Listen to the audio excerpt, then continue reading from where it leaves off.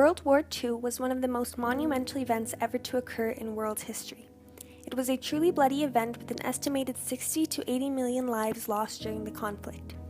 The war introduced new technologies and weapons to the world. The atomic bomb stands out as the most significant outcome of World War II, as it not only changed the course of the war, but furthermore it transformed how wars are fought and permanently revolutionized the world. To this day, the Manhattan Project, which was the project that developed the atomic bomb, has left its legacy and influence on society. The Manhattan Project has altered how warfare is conducted and how nations around the world view warfare. With the ability to destroy an entire city with one bomb, nations have become more hesitant to engage in wars. The Manhattan Project exchanged new methods of warfare worldwide, encountered unforeseen impacts around the globe, and fundamentally opened the door to world-changing explorations in science and technology. The atomic bomb was developed under the Manhattan Project. At its peak, the project employed over 130,000 people and operated in 14 different locations across the United States. Einstein developed the equation E equals mc squared. Energy is equal to mass times the speed of light squared, and characterized all matter as frozen energy. Leo Szilard, a theoretic physicist, worked on what Einstein referred to as frozen energy and how it might benefit mankind. In Rome, physicist Enrico Fermi and Otto Hahn with Fritz Strassmann in Berlin experimented with uranium and splitting the nucleus into two elements.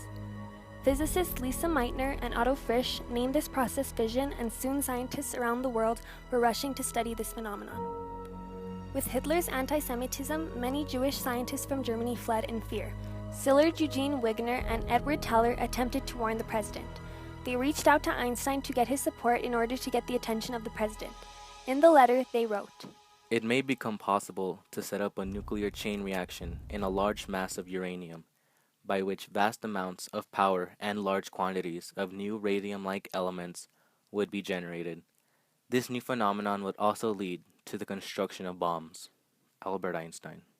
Also in his letter, Einstein asks Roosevelt to have some permanent contact maintained between the administration and the group of physicists working on chain reactions in America. Einstein shows his concern to Roosevelt that large-scale weapons could possibly be produced and Germany might gain a lead in the development, especially with Germany stopping the sale of uranium ore. In October of 1939, Roosevelt answered hesitantly, appointing only $6,000 to a uranium committee. The committee was later merged with the National Defense Research Committee, where its goal was to build a reactor, not a bomb. Over the course of the next 2 years, skepticism and doubt slowed the United States' research efforts. Large-scale research did not occur until the Japanese attacked Pearl Harbor on December 7, 1941. Though even then, the project did not pick up much traction until Fermi's breakthrough with nuclear chain reactions. It wouldn't be until August 1942 that small appointed committee would officially become the Manhattan Project. On January 19, 1942, Roosevelt formally approved production of the atomic bomb with feasible evidence that a bomb was possible from the British MAUD report. The Army was put in charge of the bomb, which then delegated the Corps of Engineers as the leaders in the project. In August 1942, the Manhattan Engineer District was established out of a small office in Manhattan, New York, and its primary goal was to build the bomb. Colonel Leslie R. Groves was tasked as the leader of the project in September 1942. Uranium isotope separation facilities were built at Oak Ridge, Tennessee, and 3 plutonium and production reactors in Hanford, Washington.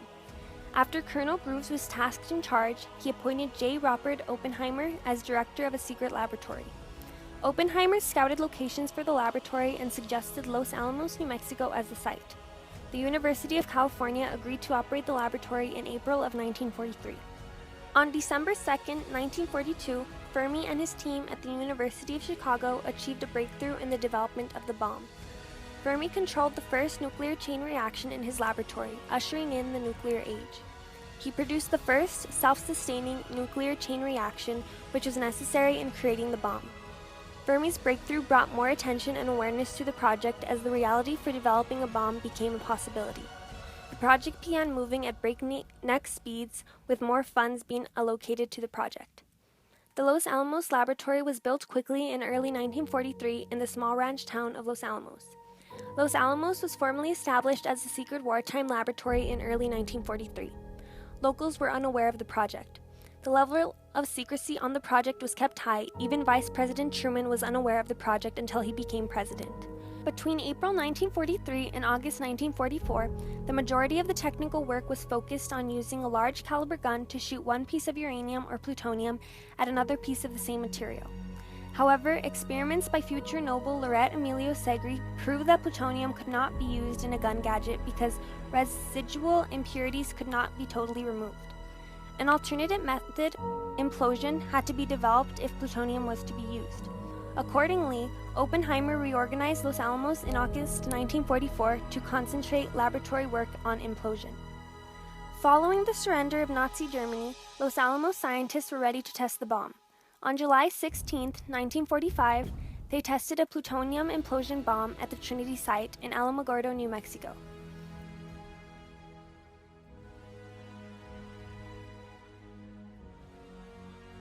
The first bomb, a gun model uranium bomb called Little Boy, is dropped on Hiroshima, Japan on August 6, 1945. The results are horrific as thousands of people died immediately and more over the following weeks. The bomb obliterated 5 square miles of the city. The world was changed following the bomb attack on Hiroshima. The second bomb, an implosion model plutonium bomb called Fat Man, was dropped on Nagasaki, Japan on August 9, 1945, just 3 days after Hiroshima. After the attacks of both bombs from the United States and the invasion of the Soviet Union, Japan surrendered on August 14, 1945, bringing World War II to an official end. I think that the nuclear weapons were not necessary for winning the war, but I do think that the nuclear weapons were necessary for ending the war when it ended. Had the atomic bombs not been used, the war would have gone on. And we don't know how long. We don't know if it would have been a few days or a few weeks or a few months. I think most people estimate, that have really looked at this, estimate that the Japanese would have held out for, maybe a month or 6 weeks. The Manhattan Project had numerous impacts on World War II. The course of the warfare, the world at the time, and still had a lasting influence on society today. While the atomic bomb was not necessary to end the war, it did help in shortening the war. Following the attacks on both Hiroshima and Nagasaki and an invasion by the Soviet Union, Japan unconditionally surrendered. The bomb killed thousands of people, primarily Japanese. About 64,500 people died in the attack on Hiroshima, and 39,514 died at Nagasaki. Koreans, Chinese, and 10 American prisoners of war died as well when the bombs were dropped. The Manhattan Project had other impacts that were not immediately apparent. The purpose of the Manhattan Project was to beat Nazi Germany in developing a nuclear weapon.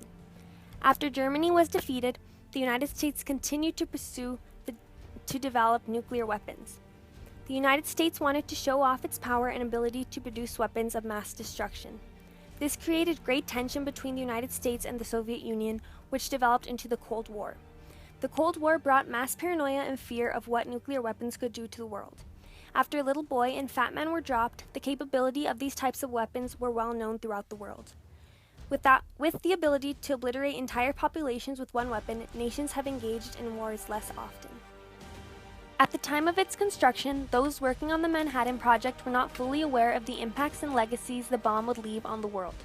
The Manhattan Project proved that the United States were capable of producing nuclear weapons that could decimate cities, proving to be a country not to be reckoned with.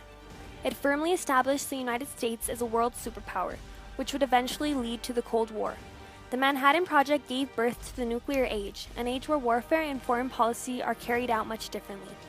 In an era where one country has the power to obliterate another country, engagement in warfare has decreased as the risk of casualties has increased substantially. The creation of the atomic bomb was a monumental event in history, leading the world into a new and possibly bleaker era.